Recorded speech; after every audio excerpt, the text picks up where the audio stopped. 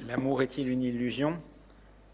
Pascal Bruckner rapporte que les partisans de la légalisation du divorce à la fin du XIXe siècle s'attendaient à voir triompher le mariage d'amour qui rendrait le divorce fort rare. En se mariant librement avec la personne de leur choix, les gens feraient durer les mariages. Le moins que l'on puisse dire est que cette prophétie ne s'est pas réalisée. De fait, les gens se marient librement avec qui ils veulent, même si on a pu faire remarquer que l'endogamie sociale reste la règle. Mais dans le même temps, le divorce a explosé. Le taux de divorce a dépassé 50% en France, même s'il est en légère régression depuis un peu plus de 5 ans. Parallèlement, le nombre de mariages a diminué. On est passé de 393 000 mariages civils en 1970 à 235 000 en 2016. Du coup, Pascal Bruckner pose la question, le mariage d'amour a-t-il échoué ? C'est, semble-t-il, une conviction partagée.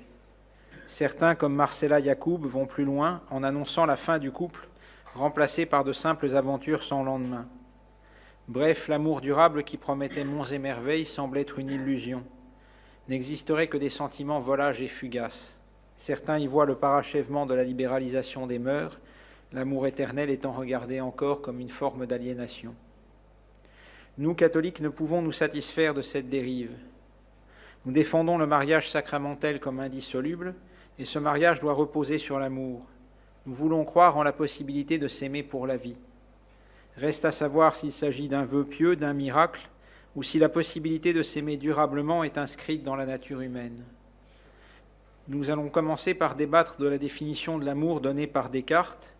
Nous montrerons qu'elle implique que l'amour est une affaire de volonté, donc aussi de renoncement et de sacrifice. Nous nous demanderons jusqu'où peut aller un amour seulement naturel, et nous verrons que l'amour ne peut être parfait que s'il est surnaturel, fondé dans l'amour qu'est Dieu. Au passage, nous verrons que si l'amour est possible, notre époque se fait effectivement bien des illusions sur l'amour. Commençons par nous demander ce qu'est l'amour. La meilleure définition que j'en connaisse est donnée par Descartes dans son traité des passions. Je cite, « Émotion de l'âme causée par le mouvement des esprits, qui l'incite à se joindre de volonté aux objets qui paraissent lui être convenables, en sorte qu'on imagine un tout duquel on est seulement une partie et que la chose aimée en est une autre. » Cette définition a plusieurs caractéristiques qui la rendent importante, y compris à son époque, au XVIIe siècle. Tout d'abord, Descartes pose que l'amour veut nécessairement l'union avec l'aimé. C'est une opposition frontale au quiétisme, la doctrine mystique de la même époque défendue par Fénelon et Madame Guyon, qui voulait que l'on aime Dieu même si l'on savait qu'il doit vous damner. Aimer Dieu donc en renonçant au désir d'être uni à lui. Descartes déclare cela impossible. Descartes pose que l'amour veut nécessairement l'union. Il pose aussi l'amour comme actif. Il veut agir avec l'aimé. Cela aussi est une opposition frontale au quiétisme qui voulait un amour parfaitement passif. Descartes met sa définition de l'amour sous le signe de l'émotion. Il s'oppose par là aux théories de l'amour rationnel, comme celle de Spinoza, peu de temps après, qui défendent un amour cérébral. Mais juste après sa définition, Descartes insiste sur le consentement volontaire que suppose l'amour. Cette définition, entre autres avantages, unit dans un bel équilibre l'émotion et la volonté. Il n'y a pas d'amour sans émotion, il n'y a pas d'amour sans volonté non plus.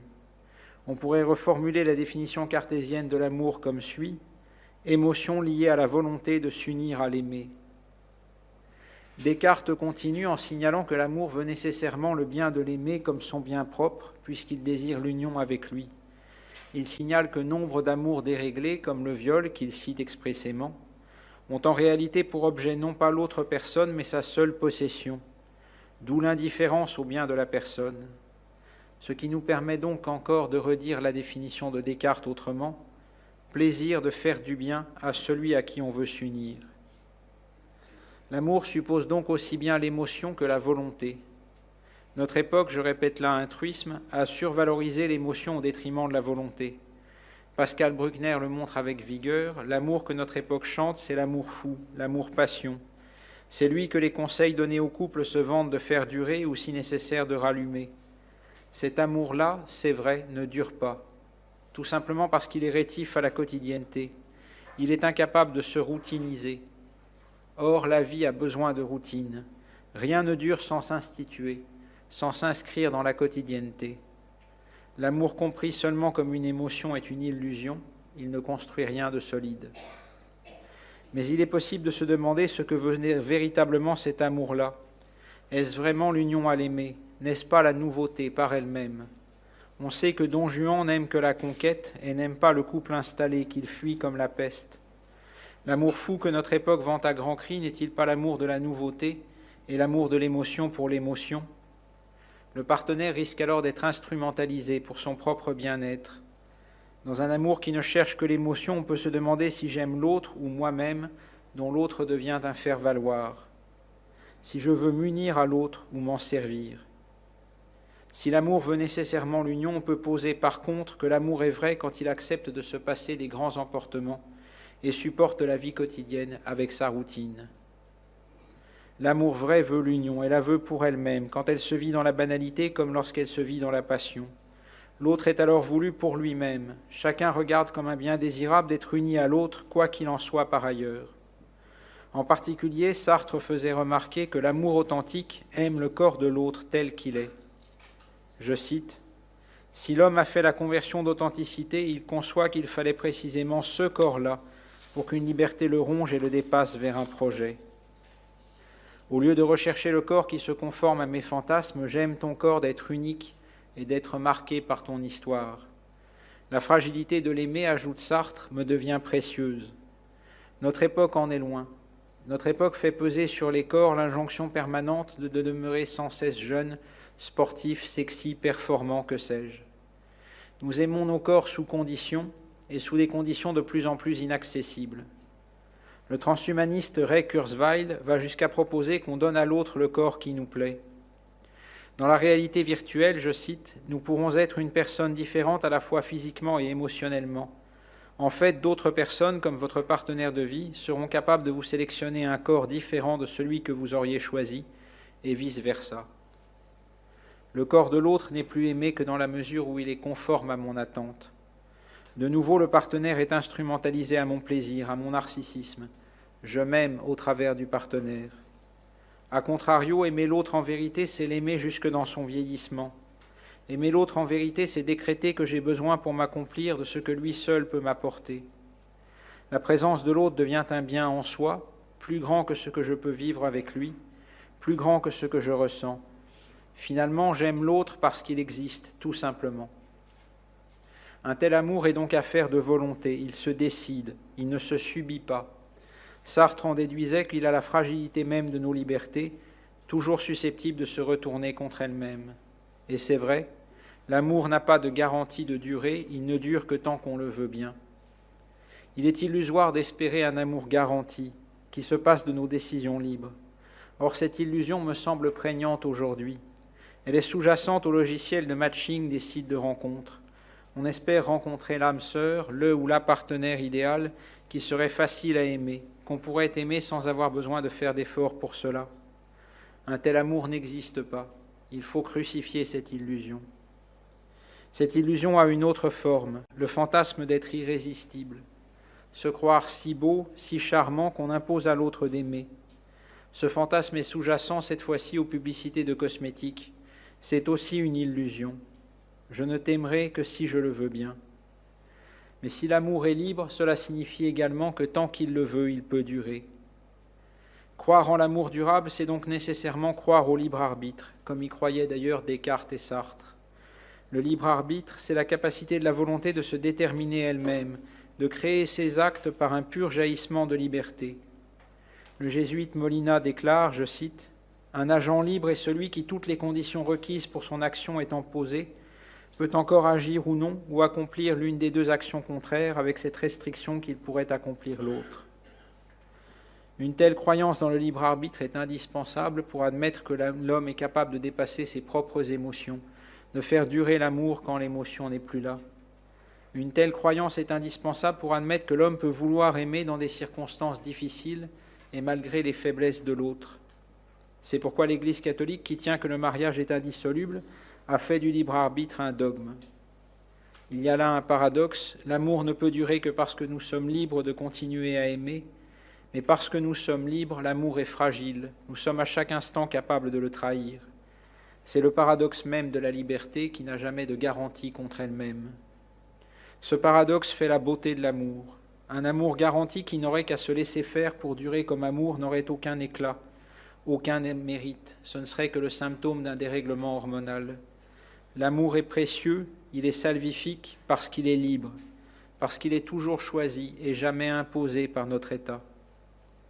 Pour faire durer l'amour, il faut donc s'assumer libre et responsable. Cela ne va pas de soi. Le même Sartre a montré que la liberté est inconfortable.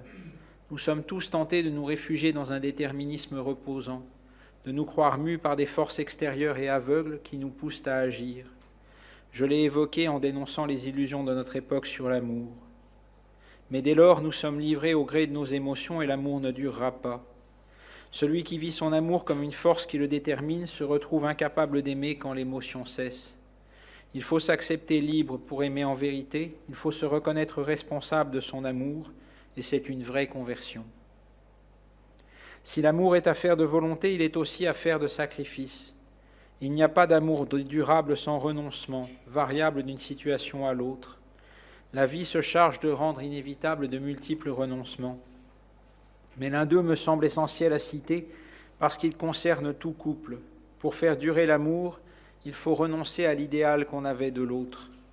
On commence quasi nécessairement par s'intéresser à un mythe, à une idée préconçue qu'on se fait de l'autre.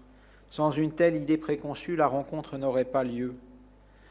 Mais il faut dépasser cette idée préconçue. Il faut en venir à aimer l'autre parce qu'il est libre, et non pas au nom de ce qu'on avait conçu de lui. Le partenaire n'est ni pire ni meilleur que l'image qu'on s'en était fait, il est différent et surtout il est libre. Il est doté du libre arbitre et de ce fait il ne tient dans aucune image fixe qu'on pourrait s'en faire. Il faut en venir à l'aimer dans cette liberté même. Il faut même recevoir le partenaire comme un mystère. Bien sûr, plus la vie de couple dure, plus chacun en apprend sur l'autre. La tentation est alors grande de penser qu'on a fait le tour de l'autre, de l'enfermer dans le savoir qu'on a sur lui. Dans l'Évangile, Satan proclame à Jésus « Je sais qui tu es, le Saint de Dieu ». Cette affirmation est vraie, Jésus est incontestablement le Saint de Dieu, nous le chantons à chaque Eucharistie dans le Sanctus. Mais ce qui est satanique, c'est le « Je sais qui tu es », qui enferme Jésus dans un discours clos, qui se croit total et qui refuse de voir Jésus comme mystère. Jésus, en réalité, est infiniment plus grand que tout ce que l'Église en proclame. Il en va de même de toute personne humaine. L'autre est toujours plus grand que tout ce que l'on en connaît, et il faut l'aimer comme tel. Une telle conversion prend du temps et elle exige bien des sacrifices. Il faut sans doute toute une vie pour en venir à pleinement aimer l'autre tel qu'il est et à respecter pleinement sa liberté. Quand l'amour est parfait, il est inconditionnel. J'aime l'autre quoi qu'il fasse. Cet amour-là comporte donc nécessairement le pardon. J'aime l'autre malgré son péché. Je continue à considérer l'union avec lui comme un bien, malgré ses fautes. C'est la forme suprême de l'amour, et cet amour-là est invincible.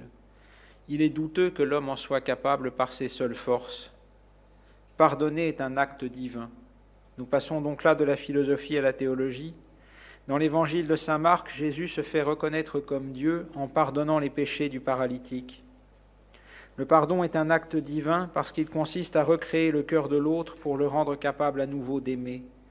Le pardon n'est pas une simple indulgence qui considère que la faute commise n'est pas grave. Ce n'est pas une manière de passer l'éponge, de faire comme s'il ne s'était rien passé. Le pardon prend acte de la faute, mais regarde le pécheur comme plus grand de ce que sa faute, toujours libre et encore capable d'aimer. Et le pardon travaille à le rendre capable à nouveau d'aimer.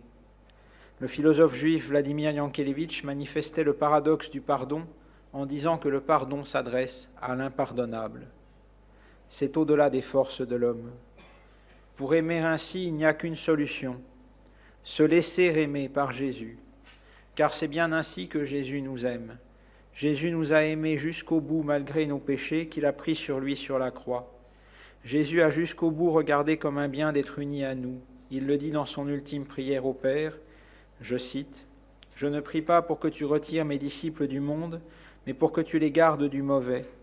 Ils n'appartiennent pas au monde, de même que moi je n'appartiens pas au monde. Sanctifie-les dans la vérité, ta parole est vérité. De même que tu m'as envoyé dans le monde, moi aussi je les ai envoyés dans le monde, et pour eux je me sanctifie moi-même, afin qu'ils soient eux aussi sanctifiés dans la vérité. Que tous soient un, comme toi, Père, tu es en moi, et moi en toi. Qu'ils soient un en nous, eux aussi, pour que le monde croie que tu m'as envoyé. Quelques instants avant d'être trahi, renié par ses disciples, Jésus prie pour eux et demande qu'ils soient unis à lui dans le Père, comme le Père et lui sont un. C'est par excellence le désir d'aimer envers et contre tout. L'amour de Jésus pour nous est suprêmement libre. Il avait le droit de nous abandonner à notre sort. Il le dit à Saint Pierre lorsque Saint Pierre sort l'épée pour le défendre. « Rentre ton épée, car tous ceux qui prennent l'épée périront par l'épée. Crois-tu que je ne puisse pas faire appel à mon Père ? Il mettrait aussitôt à ma disposition plus de 12 légions d'anges. Mais alors comment s'accompliraient les Écritures selon lesquelles il faut qu'il en soit ainsi ? » Jésus avait le droit de préférer sa vie à la nôtre, mais il a librement choisi de faire l'inverse. Il a choisi notre vie au prix de la sienne. Et Jésus nous pardonne nos péchés. Il n'aime pas ce que nous rêverions d'être. Il ne se fait aucune illusion sur nous. Il a payé cher pour connaître très précisément nos péchés. Il ne nous enferme pas dans le carcan d'un savoir trop étroit. On le voit dans la scène de la pécheresse en pleurs chez Simon. Simon déclare « Si cet homme était prophète, il saurait qui est cette femme qui le touche et ce qu'elle est, une pécheresse. » Simon enferme cette femme dans sa réputation peu engageante. Jésus refuse de faire cela. Il la regarde comme encore capable d'aimer et il la renvoie à sa liberté. Jésus nous aime libres. Pour aimer parfaitement, il faut donc se laisser aimer par Jésus. L'amour que nous donnerons à l'autre sera l'amour que Jésus le premier nous a donné. Saint Jean le dit dans son épître, je cite, « Voici en quoi consiste l'amour. Ce n'est pas nous qui avons aimé Dieu, mais c'est lui qui nous a aimés. Et il a envoyé son Fils en sacrifice de pardon pour nos péchés. Bien-aimés, puisque Dieu nous a tellement aimés, nous devons nous aussi nous aimer les uns les autres. » L'amour que Jésus nous porte n'a rien d'illusoire, il a tout le réalisme brutal de la croix. Cet amour-là est assuré de durer parce que c'est un amour divin. Il en a l'éternité. Se laisser aimer par Jésus suppose des conversions. Il nous faut d'abord assumer que nous ne sommes pas capables d'aimer parfaitement par nous-mêmes, que nous avons besoin de l'amour de Jésus pour cela. Et c'est une humiliation. Il faut aussi passer par la perte d'un idéal, l'idéal qu'on avait de soi. Jésus n'aime pas le super-héros que j'essaierai de devenir ou celui que j'essaye de me faire croire que je suis. Jésus aime le pécheur que je suis en réalité. Se laisser aimer par Jésus passe par la révélation de notre péché. Se laisser aimer par Jésus, c'est se laisser aimer par un amour parfaitement immérité. Je n'ai rien fait pour que Jésus m'aime. Je n'ai aucun titre à présenter pour cela. Jésus m'aime seulement parce qu'il est Dieu et que Dieu est amour. C'est là aussi une humiliation. Ces humiliations sont indispensables pour se laisser aimer en vérité par Jésus et donc pour aimer l'autre en vérité. Ainsi donc, il est illusoire de penser que l'amour-passion peut durer. Il est illusoire de chercher un ou une partenaire qu'on aimerait sans effort en se laissant faire. Il est illusoire de se croire irrésistible.